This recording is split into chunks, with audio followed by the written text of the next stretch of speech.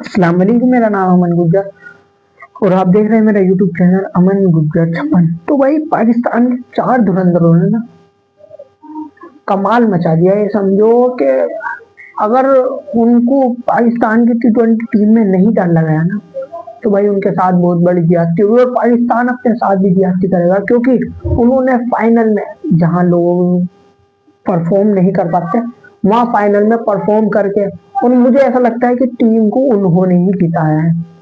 तो भाई मैं बात कर रहा हूँ डेजर्ट वाइपर यानी कि IL T20 Dubai international league की, जिसमें भाई डेजर्ट वाइपर और MI एमिरेट्स का मैच था, जिसमें फखर जमान था डेजर्ट वाइपर में, उसमें हसन नवाज था, उसमें नसीम शाह था और उसमें जो है उस्मान तारिक, ये जो है 4 प्लेयर उसमें थे। और भाई किसी ने भी कसर नहीं छोड़ी अपनी टीम को जिताने में। किसी की बैटिंग नहीं आई तो उसने फील्डिंग में कमाल कर दिया, किसी की जो है वो 2 की बॉलिंग आई तो उन्होंने बॉलिंग में कमाल कर दिया, किसी ने जो है विकेट ही नहीं मिल रहा था उसने विकेट लेके दिया। यानी कि कमाल का मैच रहा और लड़ाई भी हुई उसमें, तो हम पूरी ही बात करेंगे। तो भाई पहले बात करेंगे हम बैटर्स की। तो भाई बैटर्स में 2 थे, फखर जमान और हसन नवाज, जो कि फखर जमान ओपनिंग करना आते हैं। उन्होंने सेमीफाइनल में भी अच्छी खासी वो खेल ली थी कि 15 ओवर तक विकेट ही नहीं मिला और 150 से ऊपर रन भी बन गए। तो वही फखर जमान ने 15 बॉलों में सिर्फ 20 रन मारे, लेकिन फखर जमान ने बता दिया था कि हम ऐसे ही खेलेंगे और ऐसे ही हम जो है एक क्या कहते हैं उसको पॉजिटिव पॉजिटिव माइंडसेट के साथ आया फखर जमान और उसने 15 बॉलों में 20 रन बनाए। वो फजल फारूकी की एक बॉल पे वो उसने आगे फेंक दी, वो थोड़ी सी स्विंग हुई, उस पर बॉल हो गया, वरना तो शॉट तो ऐसे खेल रहा था उसने दूसरी बॉल पे ही। पाकिस्तान का भाई पाकिस्तान समझता नहीं, वरना अगर T20 वर्ल्ड कप में रख देना ओपनर मतलब फखर जमान तो हो गई, लेकिन अगर ओपनिंग करवावे ना हर मैच में भाई फखर जमान तो बेटर डरेंगे जैसे रोहित शर्मा से डरते हैं ना वैसे। भाई दूसरी बॉल पे बाहर निकल के मार दिया बंदा पूरे फाइनल में। तो वही फखर जमान ने 133 के स्ट्राइक रेट से 15 बॉलों में 20 रन बनाए, 2 चौके और 1 छक्का मारा। हसन नवाज की कोई बॉलिंग नहीं आई, लेकिन भाई वो उस बंदे ने मतलब बैटिंग नहीं आई, लेकिन उसने कह दिया कि भाई मैं हूँ सुपरमैन। उसने ऐसे ऐसे केस पकड़े समझो मैच विनिंग केस। एक तो उसने बाउंड्री बचाई 6 रन से, जो कि बाउंड्री के पार ही जाने वाला था, लेकिन उसने कूद के जैसे भी करके बाउंड्री से अंदर बॉल फेंक दी, जो कि 1 ही रन मिला और 5 रन उसने बचाए। और 2 कैच उसने बहुत खतरनाक डाइविंग वाले कैच, क्योंकि पाकिस्तान टीम में आपको पता है फील्डिंग का बहुत बड़ा इशू है, लेकिन उसने बताया कि भाई मैं जो हूँ सबसे अच्छी फील्डिंग कर सकता हूँ और मैं अगर बैटिंग भी ना करूँ तो फिर भी गेम में रह सकता हूँ अपनी फील्डिंग से। उसने ये करके दिखाया और भाई उसने भी अपना रोल निभाया फाइनल में, क्योंकि छोटी छोटी चीजों से ही टीम मैच जीतती है। अब ये तो होगा भाई मेरे हिसाब से अच्छी खासी परफॉर्मेंस देने वाली, लेकिन फैंटास्टिक जिसको कहते हैं ना, व्हाट अ परफॉर्मेंस, जिसकी वजह से डेजर्ट वाइपर मैच जीता, वरना मैच जीत ही नहीं सकता था। तो भाई वो है नसीम शाह, जिसको लोग बाग कह रहे हैं कि भाई फिट नहीं है, उसकी फिटनेस खराब है, ये है वो है, लेकिन भाई मैं भी कहता हूँ कि वो फिट नहीं है, क्योंकि वो जैसे 144 43 तक जाता था, आज वो 141 40 बहुत मुश्किलों से 2 बॉल फेंक दी अगर पूरे 4 ओवरों में या 4 बॉल फेंक दी तो बहुत बड़ी बात होगी।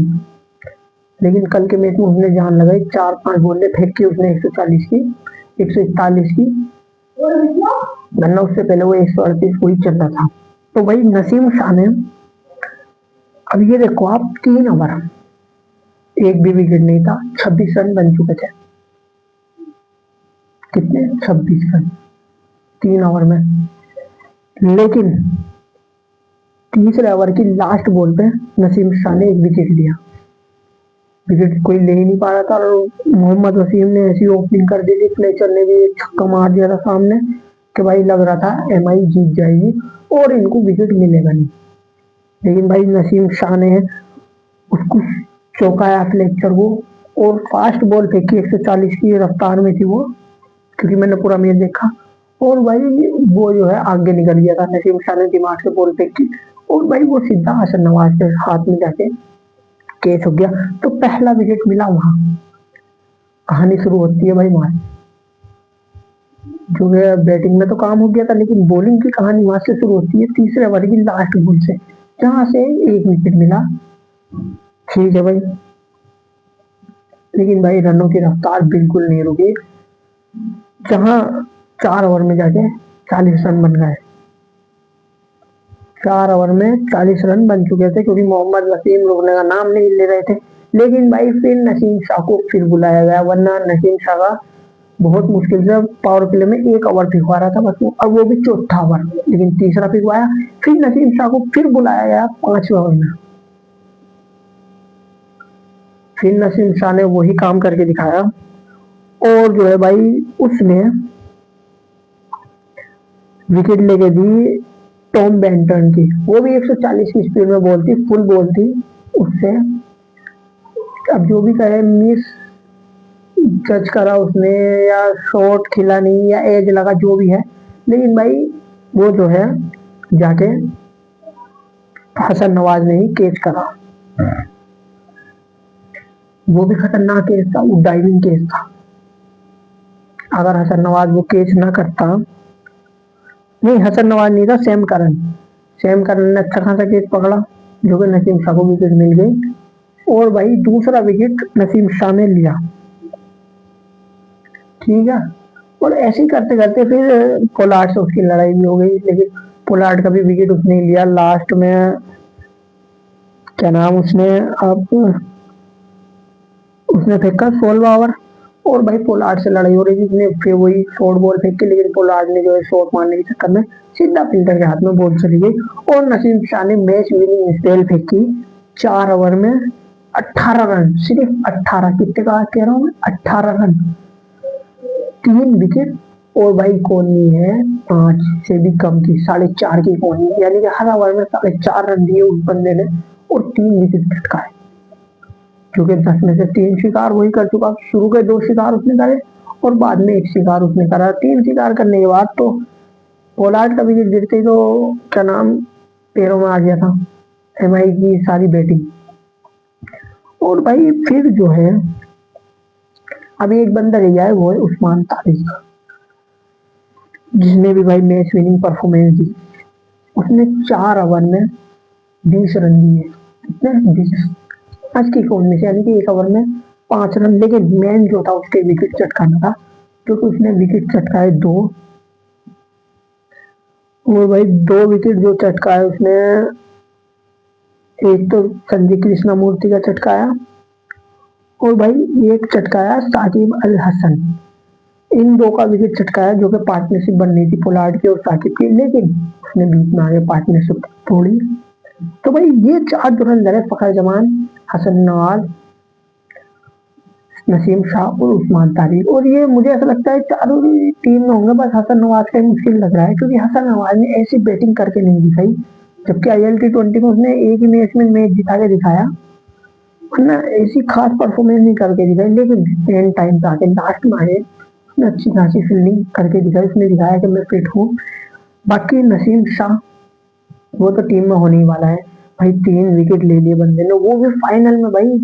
अब ये तो कोई बात हुई कि मैन बॉलर को वो मैन बॉलर की तरह इस्तेमाल कर रहा था सैम करन ना उसको, उससे नहीं बॉल नहीं फेंक पाता था, वो चौथा ओवर फेंक पाता था, फिर बाद में 11वां, फिर लास्ट, मतलब उसने इस ILT20 में ये तो कह दिया कि भाई मेरी पेस तो नहीं है, लेकिन मैं अपनी वेरिएशन से नाक में दम कर सकता हूँ अच्छे से अच्छे बल्लेबाजों का।